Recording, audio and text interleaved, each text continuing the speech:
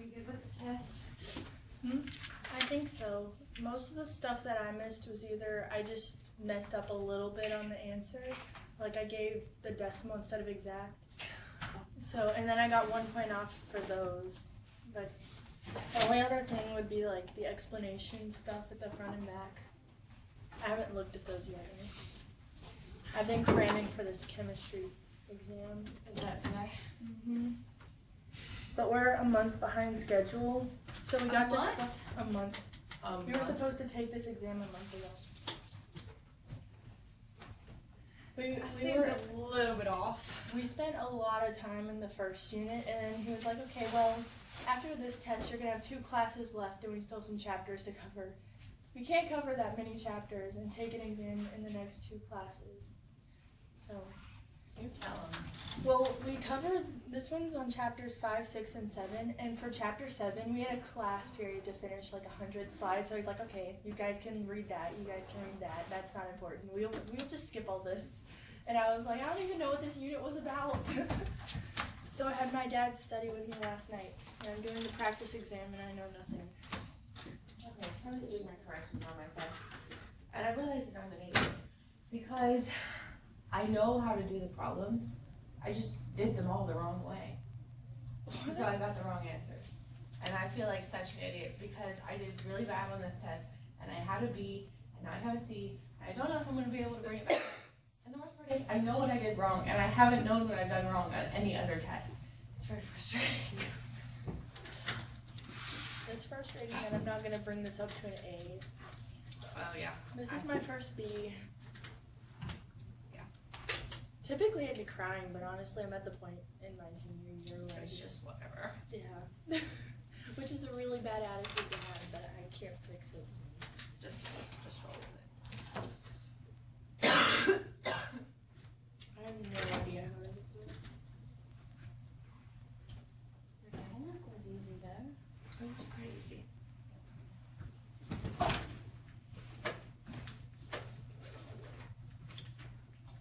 How much was it? A lot. I didn't do all of it. So it was 10 o'clock. I didn't think it was a lot. It just was really, pretty straightforward. Just problems, practice problems. But it was 10 Was o'clock. number 1? 1, 16, 21, 57, odd, and 69.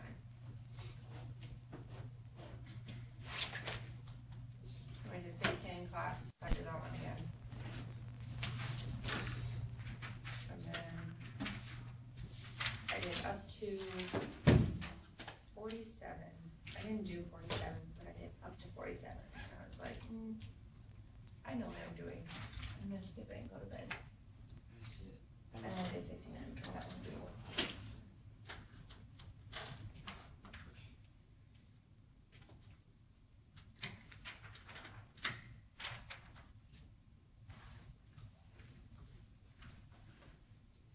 At our practice for our British presentation.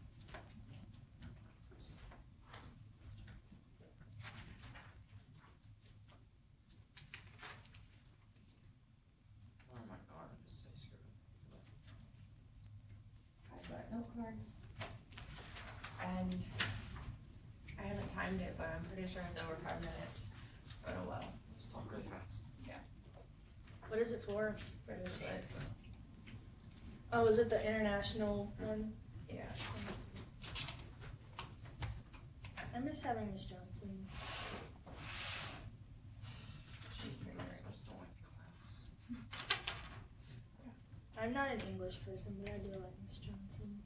I think if you're in calculus, it's given that you're not an English person. Yeah. That or you're By just really good default. with everything. Reza's in here. Hey, Brittany. Hi. How are you?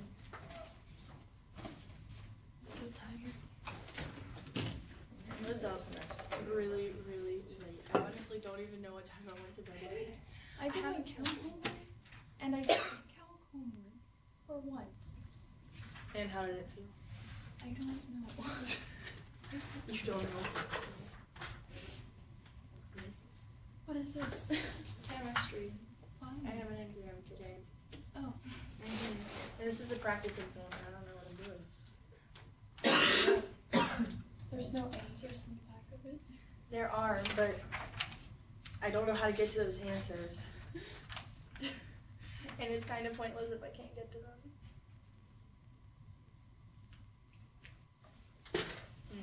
Is that like electromagnetic stuff? Or is that, what does the S and the P stand for? That is the orbital stuff. Oh. I don't understand what it is. Just let them orbit, okay? Leave them alone. Like, I spent all of last night learning how orbitals work and how to diagram.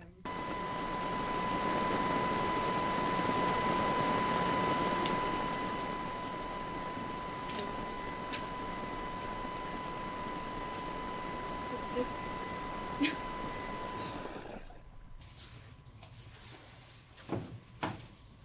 watch him say that in school on Thursday. Hey, you won't have to do it. True, but you just spent all of yesterday.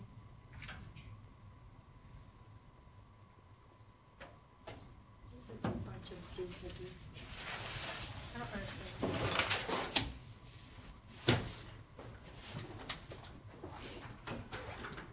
I wish history was just balancing equations.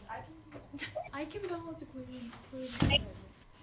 I thought it was the only big equation in Delta Comp. And then he starts talking about how to measure wavelengths, and I'm just Start off first weekend. It's okay. I look at it next to sine and cosine graphs. During the lab, we had to balance so many equations that I just My draw. Wow. Research was like, oh, look. It's late. Yeah, opposite of this tangent, yeah.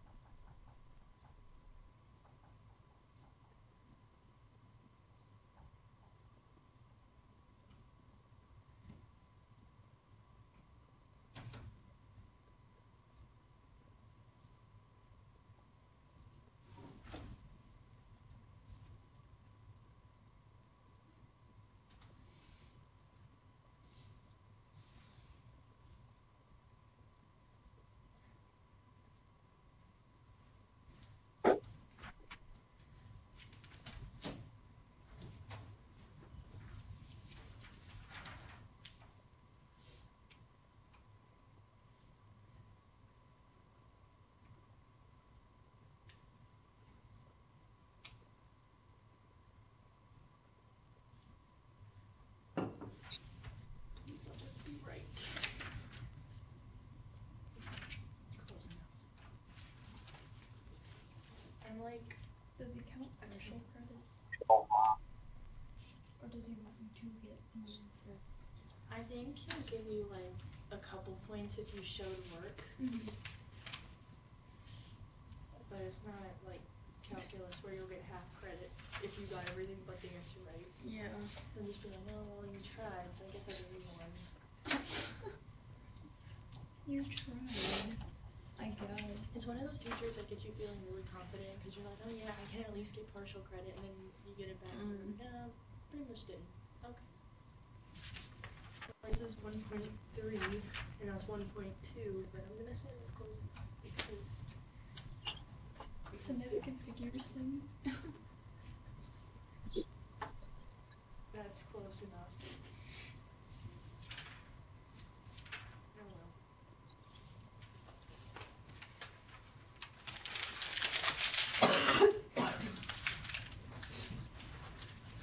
My dad was trying to help me with chemistry last night, and it was around 12, and he just looked at me and said, you look like you're about just done with everything. I couldn't even keep my eyes open. And then I made caffeinated tea, and it did nothing. If anything, it just helped me sleep better. Caffeine makes me tired. So I ended up just going to bed and falling asleep. Like, I could tell the difference for like a few minutes. It's I completely didn't feel gone. the difference. I felt tired. I was so tired. Last night I had like all of my schoolwork laid out on the kitchen table, my laptop in the middle, trying to figure out this Kim morning. You want to take general chemistry next semester? No, I'll take it at state. I never wanted to see another general chemistry class. And you know, you have to take part 2, right? Yeah. After early college, I'm done with general chemistry. I'm That's never good, taking it though. again. I'm actually trying to take it back because I get accepted into MIT, but they say I'm gonna take it again. I'm not going there. Just because I want to take it again. That's okay, I'm just gonna steal Alex's notes for Gen Chem. I just can't take this anymore. The stress is not worth it. Are you doing good?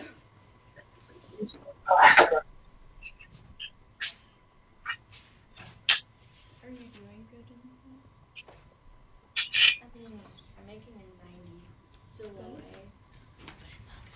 Sammy, It's still gonna drop my GPA. I don't like stuff that drops my kills. Yeah. I genuinely like learning the calculus stuff. I just don't like the grades that are associated with the learning. I'd be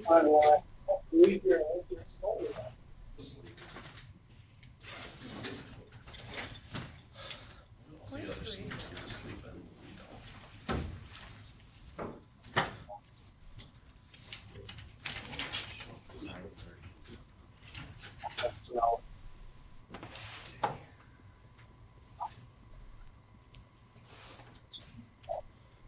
see, I did most of the homework.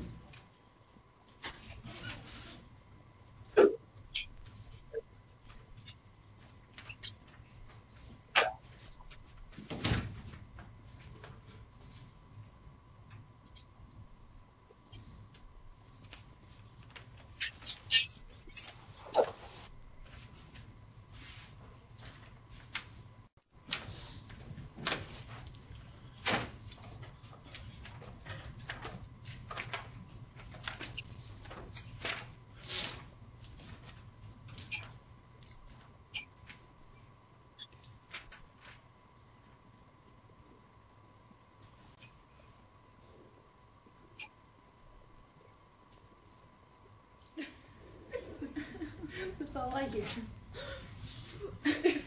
You failed it. My mom was warming up the chocolate this morning. And I'm like, I don't know. She went into the truck at like 7:15. Normally leave the house at like 7:30. And I was like, Mom, She just wanted to go sit outside stay with her. in the house and make cappuccino. And procrastinate on going to school. Procrastinate on going to school. Yeah. You've hit a whole nother level and you're not just procrastinating on science, you're procrastinating on actually going to school. Yeah. This is what being a senior's like.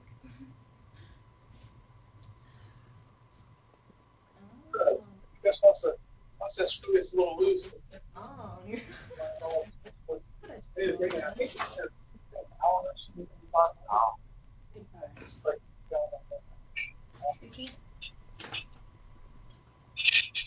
there's always have these wing arms.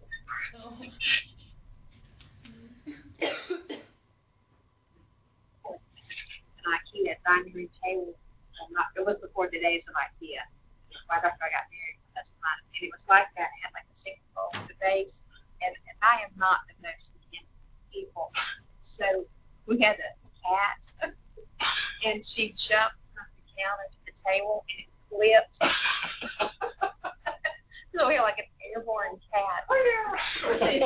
So it's the IKEA cat. I think we all did. Can you tell I hope Joe's predicts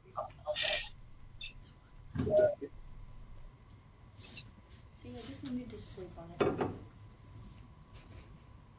Yes, it's time. You're going to start. That's what. That is So, I guess first off, what questions you have 27. trouble with on the 27. Favorite. 27. 27. Now here's 27. Yeah. I don't think she said That's 27. Was that Chloe? No, that was Brittany. I'll take it. Hey, ma'am. Yeah, I'm sorry. It's written 27. Was that Chloe? Oh, how are we going to do that? Okay. yes, it was Chloe. Oh yeah, that was totally Chloe. I think Brittany might need help on 27. Oh, Just sure. like- Believe me, that's what-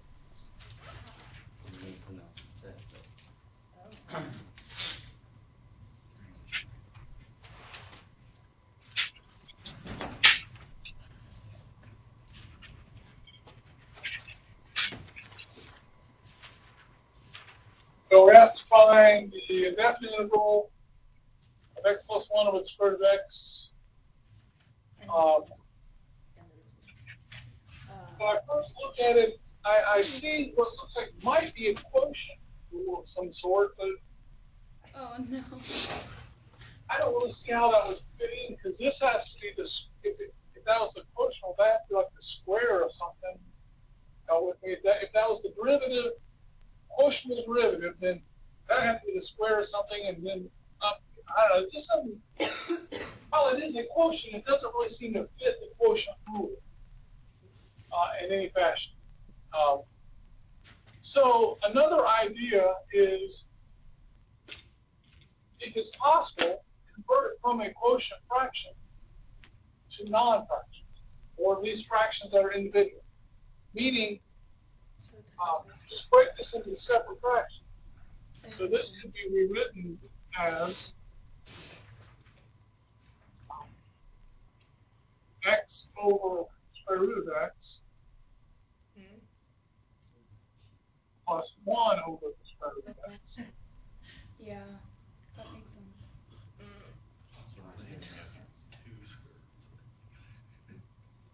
And x divided by the square root of x is less than the square root of x, which I'll write as x to the 1/2. Oh, yeah. No, I'm not saying And 1 divided by square root of x is just x to the negative 1/2. So was it 0?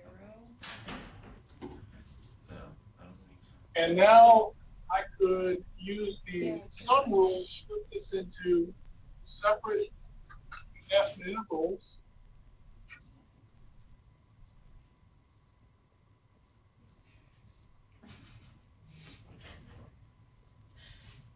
Those are not too difficult. Once you've got them separated, they're not too difficult. But now that's just a simple power rule.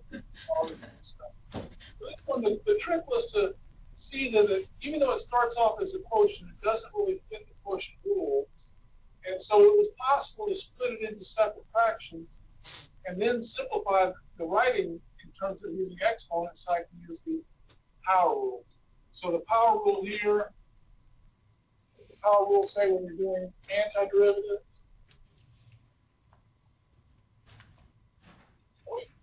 Everyone with me to hear how I got to here and why I did that. I just have to apply the power rule. So what's the power rule say? Antiderivative of x to the 1/2.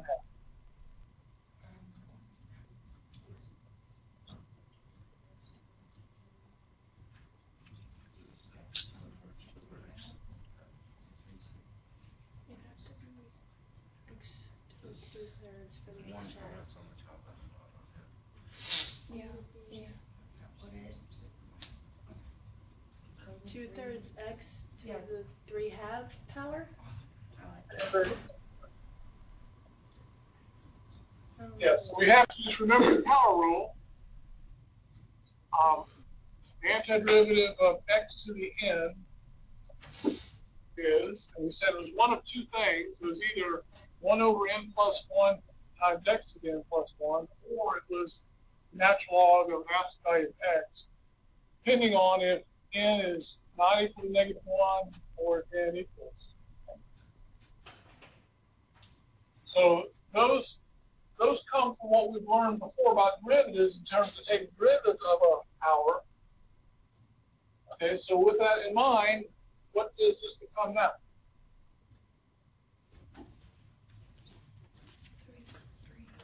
So Would it be 2/3 x to the 3.5 power?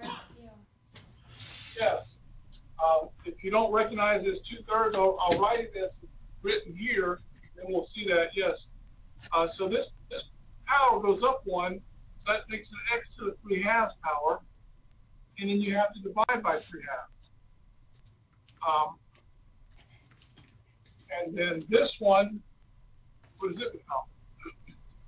2x to the 1/2 power? Again? It's fine. Go. He wants you to say 2x to the 1/2 power? That's exactly right.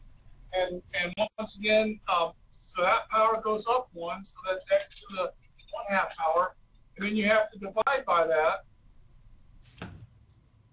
And you don't have to necessarily do this step. I want everyone to see where that's coming from. And 1 divided by 3/2 becomes 2/3. And 1 divided by 1/2 becomes 2.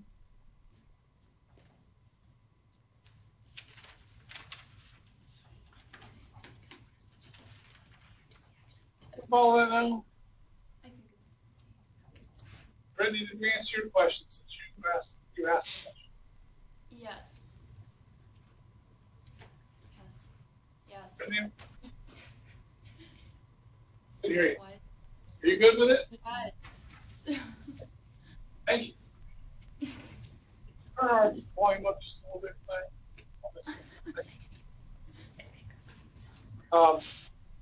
Okay, what other questions on the homework did you run up against?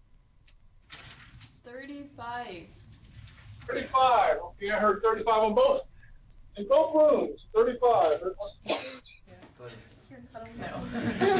I'm not alone for doing myself. So it's razor? 3 tangent squared of x. 35. What? Was I asleep during that?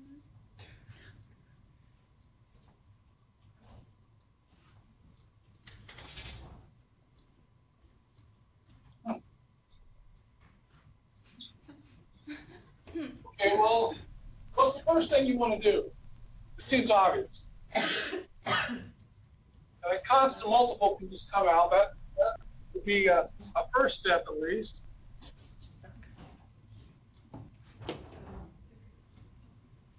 Okay. Right now I'm stuck. 19. Now what? So you start going down your list of derivatives. And the derivative of what? So the question is, you're asking your mind, the derivative of what equals tangent squared of x? And nothing comes to mind. I mean, the derivative of tangent is secant squared, and the derivative of secant is secant times tangent, and so nothing fits that direct pattern. But then something I just said rings a bell. I said derivative of tangent is secant squared. We all remember that one. Why does that ring a bell? Well, is there any relationship of trigonometry between these two? Oh. Oh, what? It's Pythagorean identity. Remember those?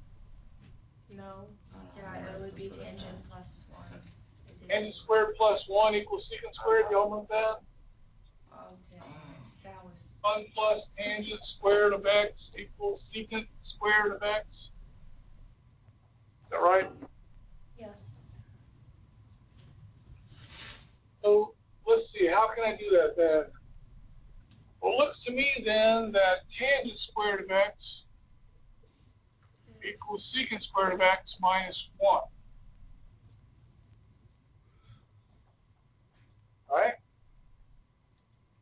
So over here, I can replace tangent squared of x by secant squared of x minus 1. So I have 3 indefinite interval secant squared of x minus 1.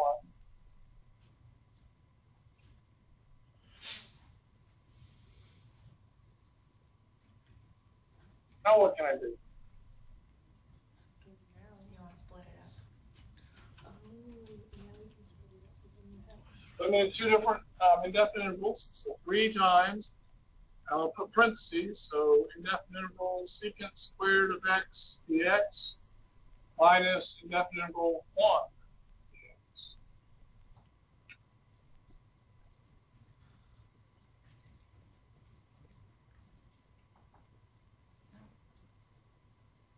Now what? Now we gotta find opposite of secant squared. There's someone saying I could speak up just a little, please. Okay. Who was saying that? Isn't it just tangent for the first indefinite integral? Yes.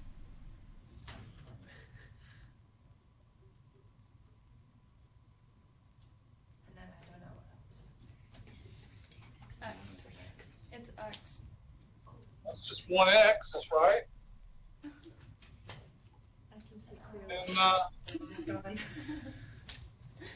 I want to do it this way just because I feel like I want to explain something. I'm going to call this C. Shell is a 3C. No. Because when you multiply But I'm gonna rewrite this. Okay, so I put a constant here because I did these anti-derivatives.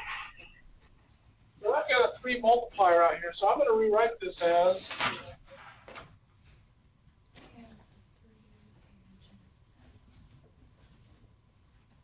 Got road raged on. Really? Yeah. What did you do?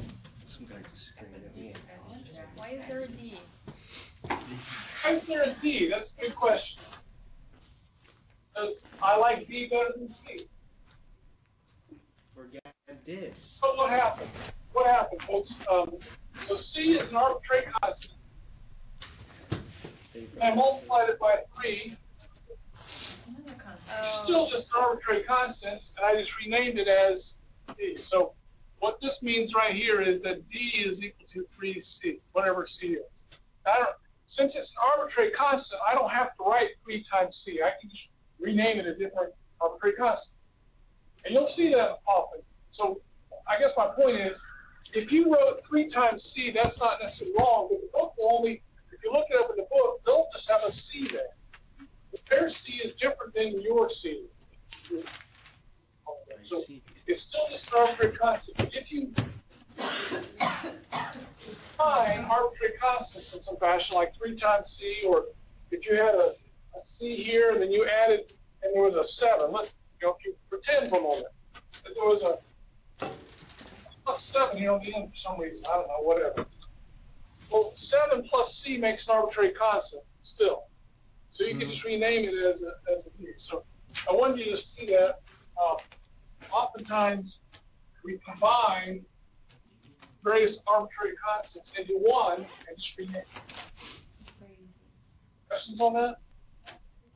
Tammy? Why did we put the plus C in the parentheses? The book left it as 3 and then in parentheses tangent of x minus x, close parentheses, plus C. So why did we I could have done it either way. I mean, in my mind, technically, okay, good question. In my mind, technically, each time you do an indefinite interval, technically you should have had a C there. So in the end, it doesn't matter what, by the same argument I just was making, it's an arbitrary constant, and I can combine them all into one arbitrary constant. So what I'm trying to say is, if I'm going to be very technically precise, what I should have done was,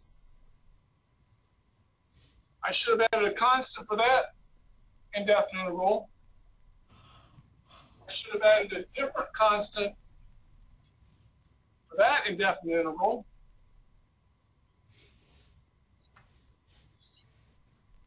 And I'm saying this now because there might come a time later if you stick with the calculus long enough that you actually need to kind of keep up with all these different constants. For now, it doesn't matter. These can be combined as a single constant, which is what I did in my mind. I just combined them and said, well, I did a bunch of antiderivatives, so I have to take care of some kind of constant on the end. And now, so if I was right the way the book did, I could factor out that C out of that however you want. I mean, I can rewrite this as 3 times tangent of x minus x plus 3 times C1 plus C2. Okay, and then 3 times tangent of x minus x plus, and I'll just call that C. So my final C, which looks like what the book has, came from actually a couple places. So I don't know if I answered your question. For our purposes in this section, when you do these antiderivatives or indefinite interval, you just need to make sure at the end of the whole game there's one arbitrary constant on there. All the little pieces can just be combined into one. So it doesn't really matter at this for us. Did I answer questions? Yeah. Rizzo? Do we have to define what the C is? Like how you said that like D is equal to 3C or something? No, that was just for that. Yeah, I mean, in like... I think, no, I'll let that, I guess I'll let that go. Usually we like to kind of match up. If you go into difference equations, you kind of sometimes need to keep up with that. For now, we'll let it go, and you can just make sure you have one there. So whenever your indefinite interval symbol disappears, that's when you need to make sure you get a constant put in the constants. Again, so being technical, there's technically one for each one, but if you just put one of them at the end, that's fine.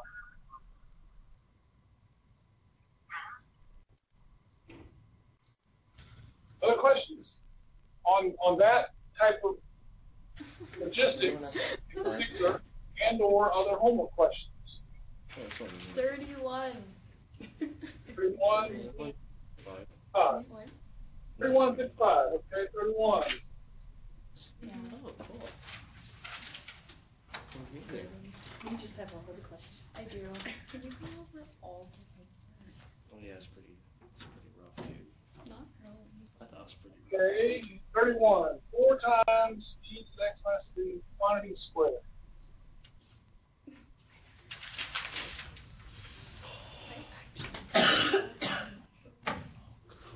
After Kim. Oh yeah. You're gonna help me with that after What's this. wrong? I don't know if my answers are right though. Do you think it's coming from relation?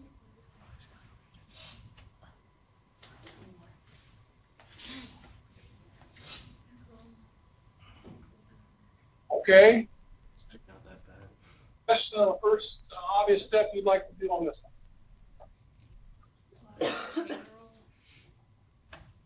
Okay, we can factor out that 4 as a constant multiple.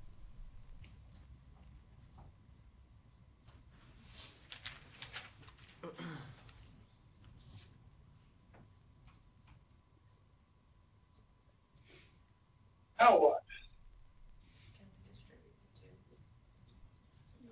Chain rule, let's see how. Maybe. You have to change. How would that be? I think so. It looks like one. There's Isn't it something chain inside rule? of something. But you can just distribute it because the one on the outside doesn't have an X in it. It's Oh just my Yeah, gosh. that's just a Oh. Can we Okay. distribute the 2? by the power. Okay, how do we distribute the 2? 2x minus 6 power? So it's gonna be 2x minus x power. No, it would be No, it'd be E e to the 2x minus 6. Oh, well, this looks pretty easy now. That I looks think I better. overcomplicated it. Using the powers of the rules for exponents, power on a power, you multiply power. Relax a Okay. lot. Now what? You use the base E exponential rule / kind. That's right. Derivative of e to the 2x minus 6 is e to I'll the tell you 2x what. minus 6 Time, times derivative of 2x 2x. minus 6 which is is 2 comes E to 2x minus 6. 2. Got So I it good. suppose if we divided this 2 to the other side, we would have what we have here. So 4 times 1/2 e to the 2x minus 6. Why is it 1/2? Why is it 1/2? Because when you multiply the 2, so Oh, if you take okay. the derivative and you multiply that 2 right there, it's going to become 4. Okay. So if I divide, I have an equation here. I have this equation, e to the x minus 6 derivative is equal to that. So I can divide this constant to that side and by the constant rule for derivatives. So I'd have a 1/2 times the derivative to the 2x minus 6 equals e to the 2x minus 6. And then I can put this inside the derivative because it's a constant multiple. So the derivative of 1/2 e to the 2x minus 6 equals e to the 2x minus 6. So now just reading this backwards. Oh no, that makes sense. Yeah, Mr. Gaddis. And then I would simplify one real quick. 2e to the 2x minus 6. Yes, question. On that second step where you applied the exponential rule, is that a chain though? Is it possible to do a chain there? Well, possibly. Let's see. How would you set that up?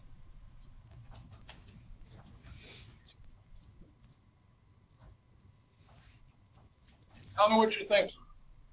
Would it be the derivative of x squared, but it'd be the thingy inside of it, times the derivative of e to the x minus 3?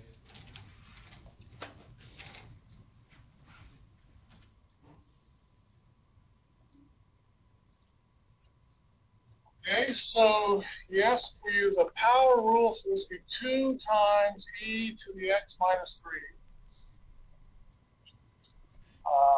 1 power times the derivative of the inside, e to the x minus 3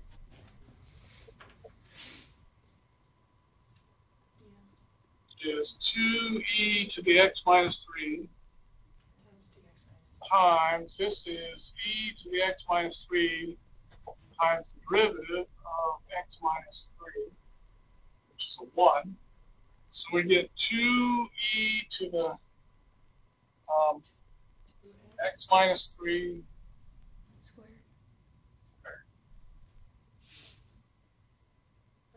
Huh. Yeah, This it's the same thing. thing.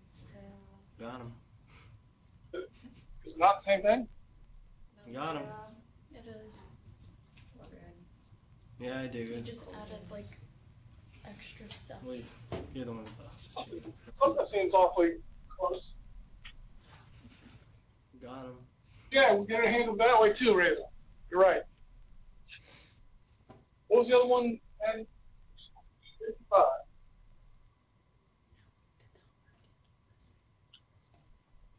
Minutes. 3 minutes. That's pretty short. 1 minute. I don't know. It was pretty short. I'll just like figure it out. Put the exponent in it. Square root of x to the x.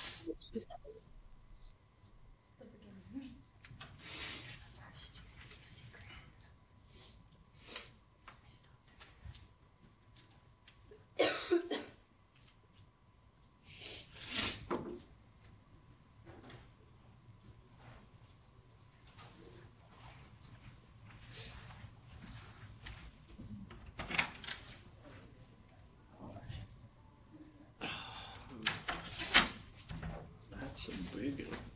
So, questions?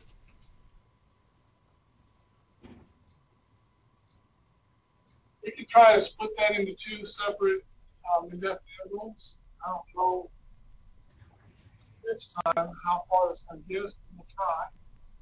Am I going blind or is that just hard to read? It's just Hard to read. Okay. It's just because of the reception.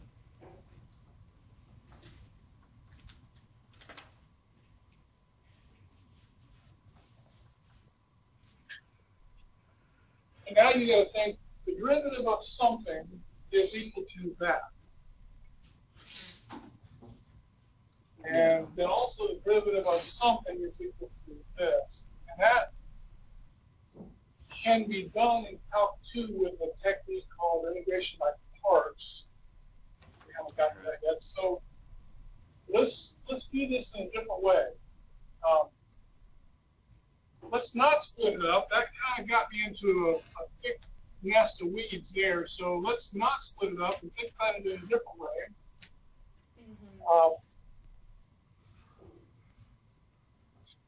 I see one way of rewriting this is how about e to the x times x to the 1/2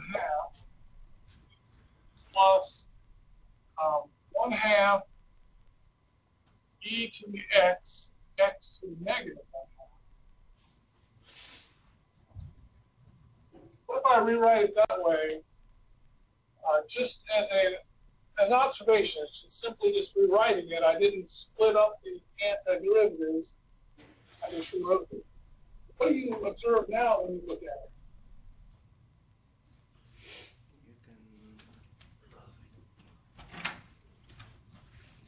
It's like a product rule, yeah. You have some kind of a f prime times g plus f times g prime. So let's check that out. If we let f of x equal e to the x and g of x equal x to the 1/2, then I need to have this be f prime times g. What's f prime equal to? Oh my gosh. And then what is, on this one I have to have f times g prime. So what is g prime equal?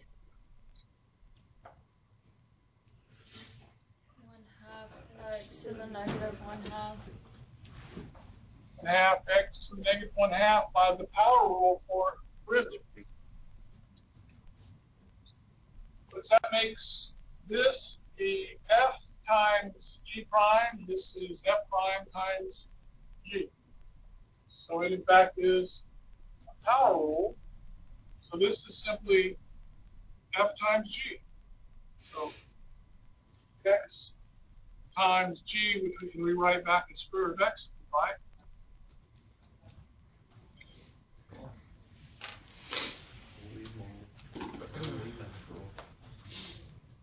All right, what else? 45. Sorry, which one, 45? 45. 45. That looks, 45 looks kind of similar. 55, x squared dx, 2x dx. I think that's going to be very similar to this one.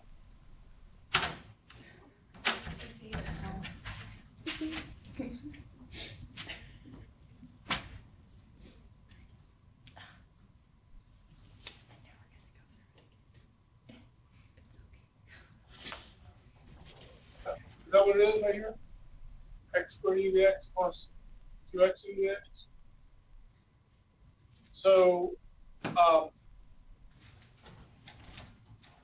if we let, this time we let f be e to the x and g be x squared, then you get f prime, so here, if f equals e to the x and g equals x squared, then f prime is e to the x and g prime is equal to 2x. So I see a a product of F prime and G here, then G prime and F there, and they put them in different order. We normally think of it as, F. We normally think of the product as F prime times G plus F times G prime. That's kind of the standard property. But since it's multiplication in the order, and with the addition, since it's multiplication and addition, in the order you write it doesn't really matter. But it matches the same pattern. So this is just F times G derivative. So this just becomes x squared e to the x plus.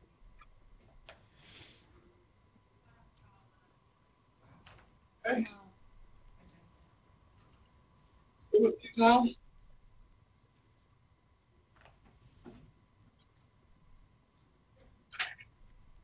Did you get number 69? I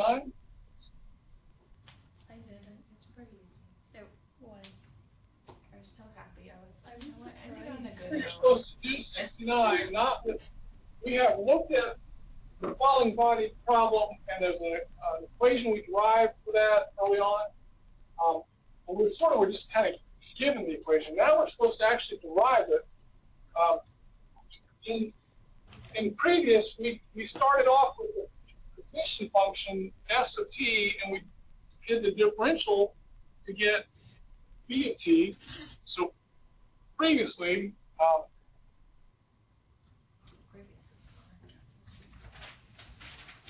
given s of t, then we found b of t equals s prime of t, and we found a of t was equal to b prime of t. Because at the time we were just doing derivatives, but now with indefinite intervals, we can do it in the way that it was originally done when Galileo started doing his measurements on gravity. Newton started doing his work with calculus. They actually started with the assumption, and what Galileo showed was a constant gravitational acceleration. Started with that and found the others. What's that below there? Right here? That's supposed to be a B. So we were given position, so given position, and we found velocity, and we found from that acceleration by using derivatives. But in actual circumstance, the process went the opposite direction.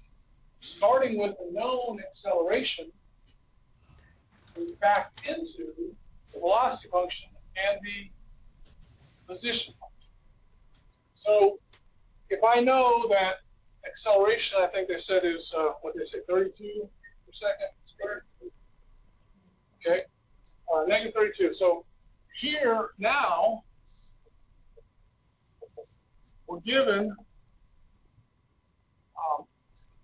a of t is equal to negative 32. We're given that v, let's say v at time 0 is what? 42 feet per second, and position at time 0 is 4. So v at time 0 is 42, and s at time 0 equals 4. So those are our givens, and we should be able to back into what we've learned before based on what we've now covered. So since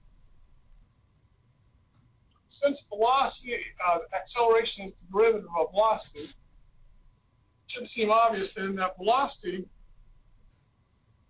first of all, just in pure theory, velocity, any function, is simply the indefinite integral of its derivative. That should seem fairly obvious. So, indefinite integral is just antiderivative, so it's undoing the derivative. Okay, but b prime is a of t. So velocity is simply the indefinite interval of A of t.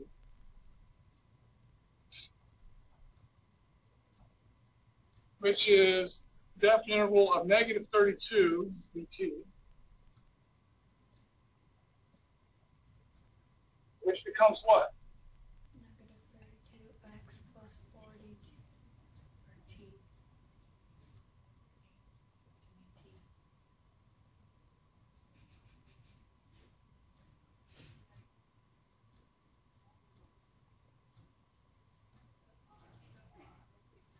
First of all, notice I'm doing an antiderivative with respect to t. My function that I'm deriving a function out of this. My function is what? Negative 32 t plus constant. In fact, I'll call it constant 1 because I foresee something coming up in the future. Well, the thing is, that's a velocity function. And I know a point on the function. It doesn't have to be the initial point, it could be any point. But since I know v of 0 equals 42, v of 0 equals 42, this means negative 32 times 0 plus constant equals 42. Which means that constant is equal to 42. Again, the constant is the same number as that number only because the time value was 0. In general, you don't have to know only the starting. You could have any time. So I could have had velocity at time 2 was 42, and then I could have still figured out what c is from that. But this yields for me that my v of t function is now negative 32t plus 42. And this is the process that they originally went through to derive the falling body function that we started with and with the other direction.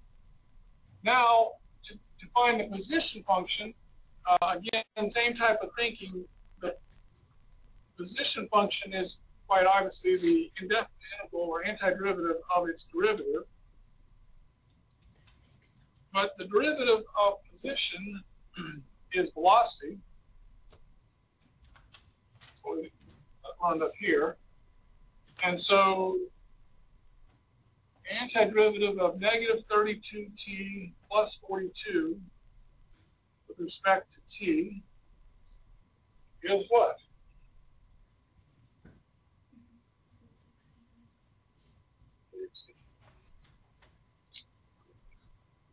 Yep.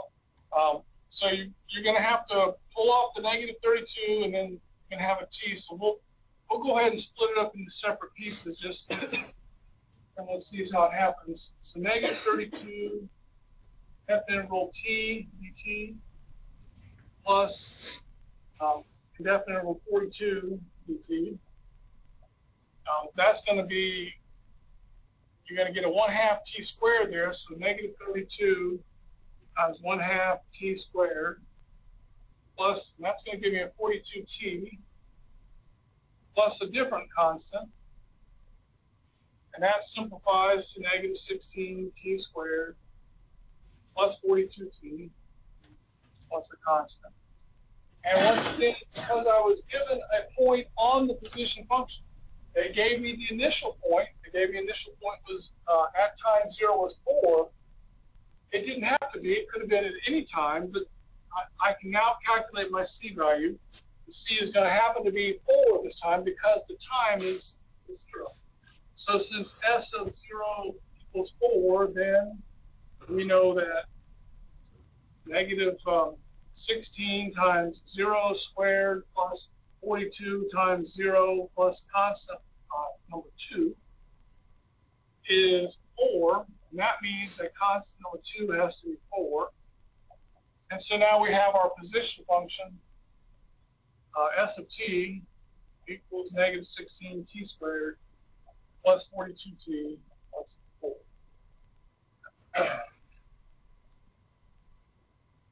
So again, on this position function, starting with acceleration being negative 32, the position function has in it, built into it, that the negative 16 is half of the gravitational acceleration. This coefficient is always the starting velocity, and that coefficient is always the starting position. This time, they happen to give you the starting position and the starting velocity. But once again, I could have given you any point. I could have given you the position at time 2 and the velocity at time 3, and you still should be able to get the correct position function. Clear on that? Given any point, you should be able to calculate what the C1 and the C2 are to get the position function correct. All right? Questions on this so far? F equals antiderivatives.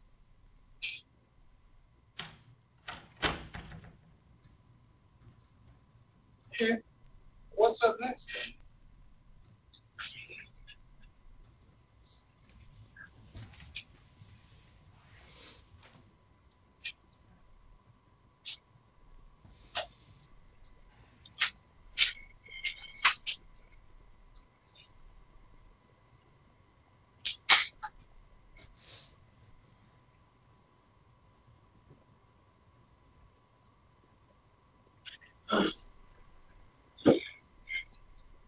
Okay, so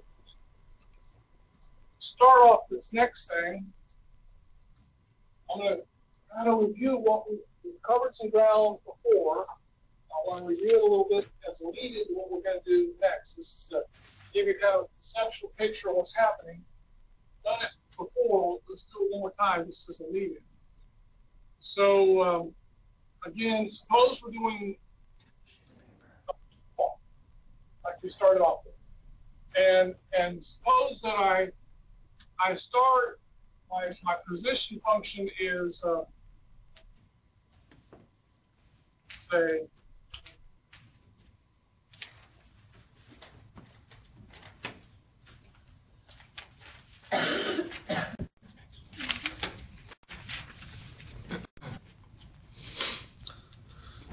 what would a graph of that position function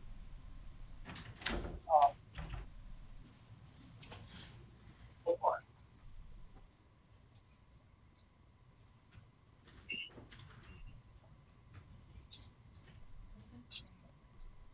T plus 3 on 0 5.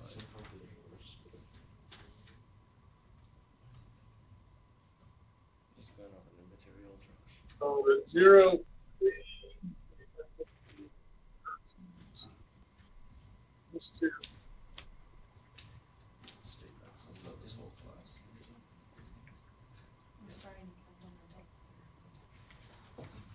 Or is this just an example? It's probably an introduction. Yeah, I can. So it starts at 3, I heard, and 0, 3. Mm-hmm.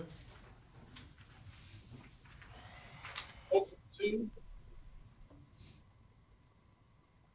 And by the time it reaches 5 seconds, 13. 13, isn't it? So 5, comma, 13.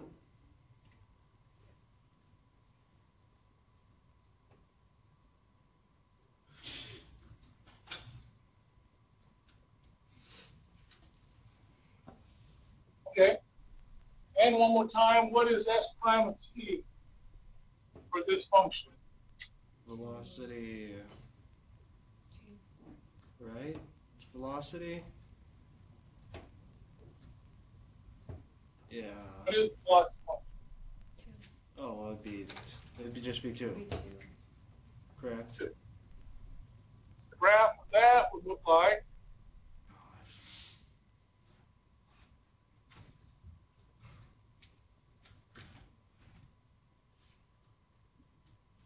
Phasing through time space again.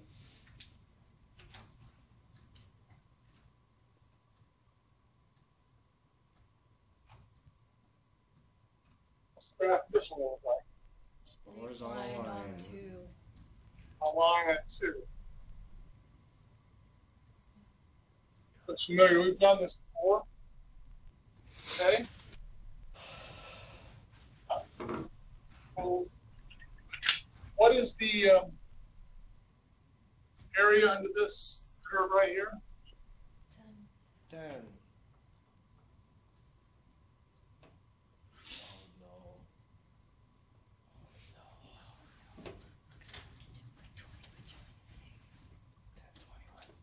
What's another symbol we use for the area under that curve?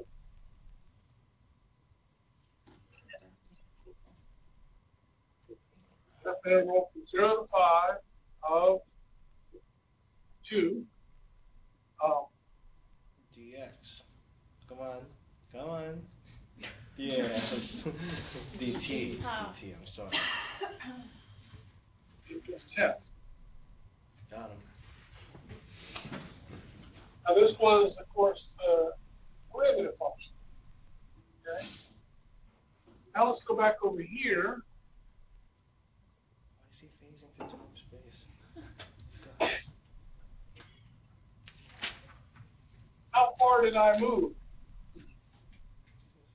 0 to 5? So Oh. this distance here, Dang, like that's real. that placement, is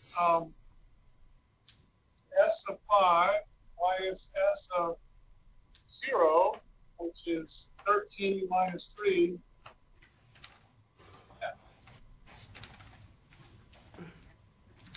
I'm going to change this 2 to S prime of 3.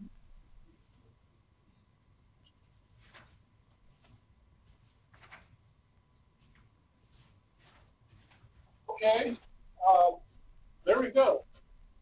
That's an interesting observation. So the net displacement on your position function is equivalent to the area under the derivative function.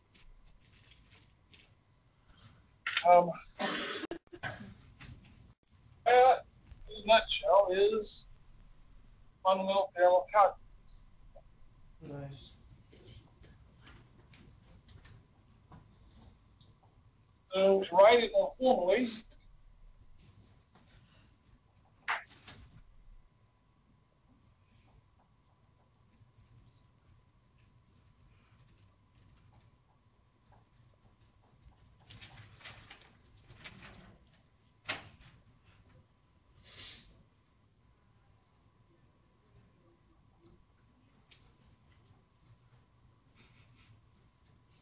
Took us a long while to get here. 3 months. That's the only time this class actually read the calculus.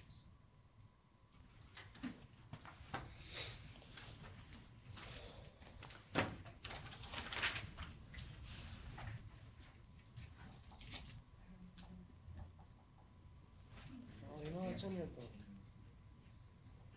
When he moves.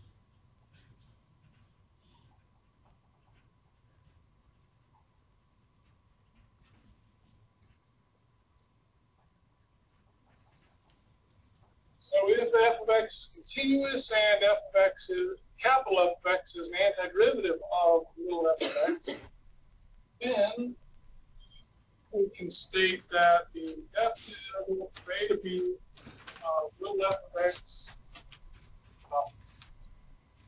with respect to x is equal to capital F of B minus capital F of. Wow. I like that. It's pretty sweet. What makes this the fundamental theorem, though? That's my question. For me, What makes this the fundamental theorem, though? That's what I'm curious about. well, it's the fundamental theorem was, let's see, another way to write this, let me explain another way to write it. Hopefully that answers your question. So, you remember when we did derivatives like this, we had dy by dx evaluated at 4? Y'all remember seeing that kind of notation before? Mm-hmm. Okay. Well, a related notation is, so this means basically take I prime and plug in a 4. Yeah. Well, if I do this notation, and I put 4, 7 like that, whatever function's in here, this means f of 7 minus f of, so it's the same type of evaluation notation, but because there's 2 of them, you take the difference between the evaluations. The difference between the evaluations. Okay, with that notation, I can rewrite this as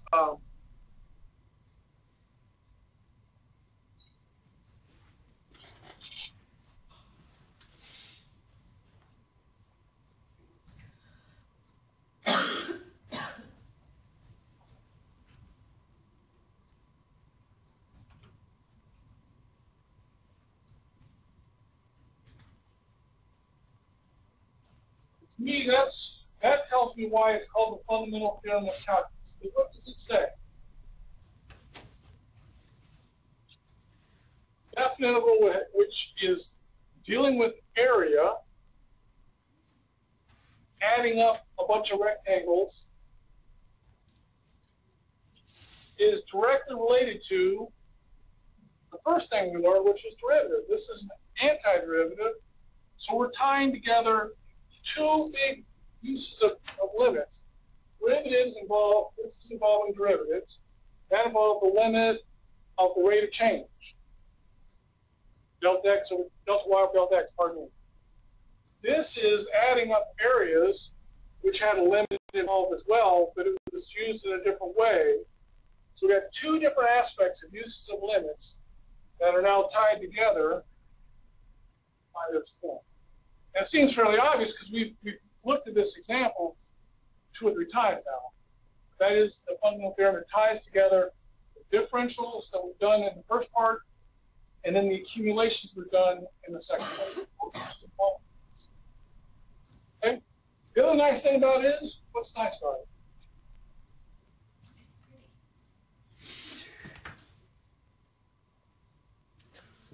Okay, here's why it's nice.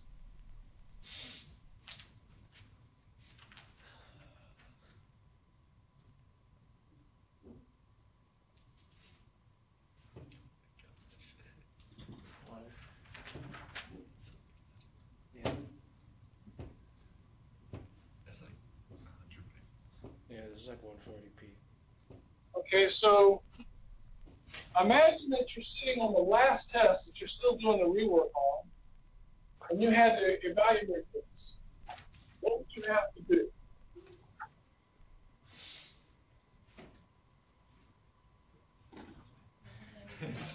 Go home. Hunt? Well, you're Let's gonna see. So split it.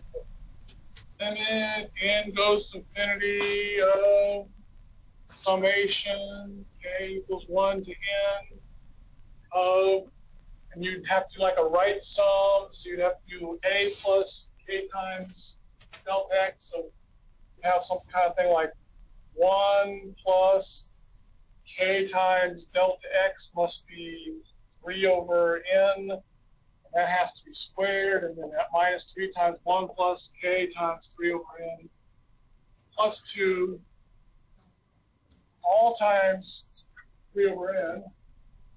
And then you did a whole page worth of work. I got down to some number. I remember this. On the other hand, we could do it this way now. I could say that this is simply equal to Don't do this to me, Joe. the antiderivative of x squared minus 3x plus 2 evaluated between 1 and 4, which is equal to antiderivative of x squared is 1/3 x cubed. Antiderivative of 3x is 3/2 x squared, and antiderivative of 2 is 2x from 1 to 4. Plug in a 1 and a 4 and subtract, and you're done. So that's another reason it's called the fundamental theorem of calculus. Whatever that is, 64 thirds minus 48/2 is 24 plus 8 minus, and plug in a 1. So I just plugged in a 4 to all of this. Now I'm plugging in a 1, so I'm just doing f of b minus f of a. So this is f of 4 here. Now I'm doing f of 1. Plug in a 1, that's 1/3 minus 3/2 plus 2. And then add that together and you're done. Don't you subtract? Well, add slash subtract for it. Literally. To move, stop. It's not gonna fix anything. When it moves, it gets bad. Or when it stands still. You know, Mr. Gaddis, Yes, Fraser. I'm really glad you're verbally saying all of this because the reception quality is pretty bad today. Don't recall video? Yeah, but I can hear your voice. To the voice. Can you zoom in some? No, like that's not gonna help. Zoom in. That's not helping, okay. I'm sorry. Anytime it's bad, let us know. We can reboot the system.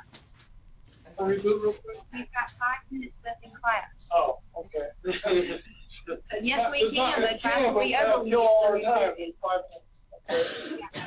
Well, so what we want to do today, to finish out, is tomorrow we're gonna have to prove this thing. And since it is the fundamental theorem of calculus, we will spend some time proving it. And hence, since it's the fundamental theorem of calculus, you will have to be able to do that yourself on a test. So we'll hope to get the video working better tomorrow. I'll redo it. But in the meantime, in order to prove it, there is something we need to review. So my last 4 minutes of class, I apologize y'all can't see, but let me just quickly remind you of something to know.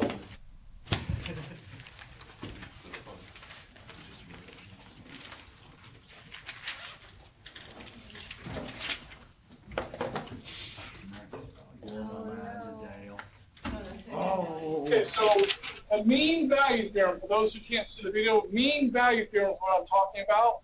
This is a review, real quick review for you. Mean value theorem.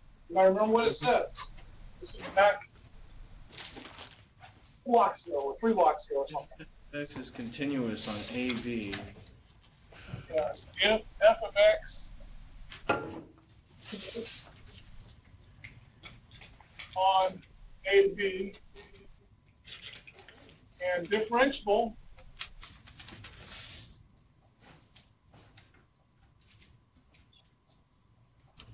on a open AB,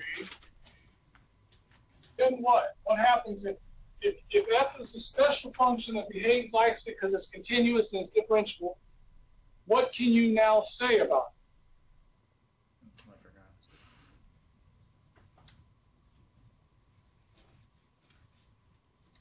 There exists a value c in the interval a to b. Here, what happens? That's rules. Instantaneous rate of change f prime of c is equal to average rate of change, which is f of b minus f of a over b minus a. Does that ring a bell now? Yeah. is this instantaneous rate of change. So meaning, what we said before was, the slope of the tangent line at one point has to be parallel to the slope of the secant line across the entire interval. At least one time that has to occur. Or said another way, if you're driving down the road, you cannot always go faster than your average speed. You cannot always go slower than your average speed. At least one time you have to be driving exactly your average speed. Okay? So you might want to just review that real quick, make sure that's fresh in your mind for tomorrow so you can get the definition. I see the come on.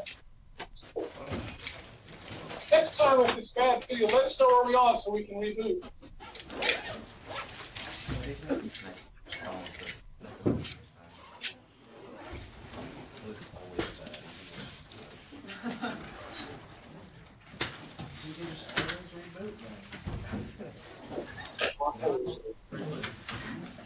Non-stop reboot. Can't stop, won't stop. Are you presenting today, Rizzo? Yeah, I'm sorry. What's your topic? I did London and Canterbury. Great. I think everyone did London. Yeah, I know. I didn't That's do what I London did too. I was like, because of that very reason. What did you do? I have no idea. I'm just kidding. But it's something that no one else knows about, so she could just say anything she wants confidently, and we believe it. What is it? I'm going to Chester and Stafford because that's where the Pearl Poet was probably from. The what? The Pearl Poet, the guy who wrote Circling in the Green Knight. The purple one? Pearl. Sorry, I can't speak. I can't hear. And my head hurts. I loved Sir Gawain as a kid, and when I reread it, I'm like, wow, this is kind of My lame. chest